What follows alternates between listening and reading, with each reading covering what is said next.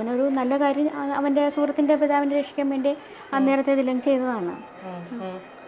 ഇങ്ങനെ ഈ സംഭവം നിങ്ങളൊക്കെ ഓക്കെ ആയിരുന്നോ ഇങ്ങനെ ഒരു കാര്യം ഞങ്ങളാരും സമ്മതിച്ചില്ല. പിന്നെ അവൻ്റെ നിർബന്ധത്തിന് ആണ് സർജറി ചെയ്തത്. നിങ്ങൾ ആരും സമ്മതിച്ചില്ല? ഇല്ല, ഞാൻ സഹോദരൊന്നും സമ്മതിച്ചില്ല. ആണ് അങ്ങനെ ഇത് ഇങ്ങനെ ഒരു സംഭവം ഉണ്ടായി എന്നുള്ളത് നിങ്ങൾ എപ്പോഴാണ് റിയലൈസ് ചെയ്യുന്നത്?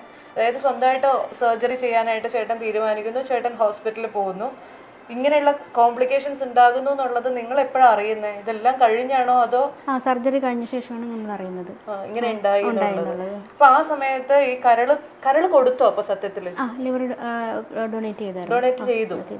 അത് ശരി. അപ്പൊ അവരൊക്കെ എവിടെ പോയി? ഈ ബ്രദർ അവരെ കുറിച്ച് പിന്നീട് ഒരു വിവരവും അറിയാനില്ല. നമ്മുടെ പിന്നെ തുടർ ചികിത്സയ്ക്കായിട്ടും അതിനുള്ള കാര്യത്തിനൊക്കെ അവരെ അന്വേഷിച്ചിട്ട് അവരെ ഒരു വിവരവും ഇല്ല. ഫോണിൽ വിളിച്ചിട്ടും കിട്ടാറില്ല. വീടും എല്ലാം പൂട്ടിയിരിക്കുക. അവരിവിടെ നിന്ന് മാറിപ്പോയി എന്നറിയാൻ കഴിഞ്ഞതാ. അത് ശരി. അതിനുശേഷം അവര് നമ്മളെ കോണ്ടാക്ട് ചെയ്തിട്ടേ ഇല്ല, കോണ്ടാക്ട് ചെയ്തിട്ടില്ല. അപ്പൊ ഈ ഹോസ്പിറ്റലുകാർക്ക് അവരെ കുറിച്ചുള്ള ഡീറ്റെയിൽസ് കിട്ടില്ലേ? ആ വഴി നമ്മൾ ശ്രമിച്ചായിരുന്നോ? ആ വീട് ഇപ്പോൾ ഇല്ലല്ലോ. അപ്പോൾ അവരവിടെ നിന്ന് മാറിപ്പോയി. ആ അഡ്രസ്സായിരിക്കുമല്ലോ അവിടെ കൊടുത്തിരിക്കുന്നത്. ഓ, അത് ശരി.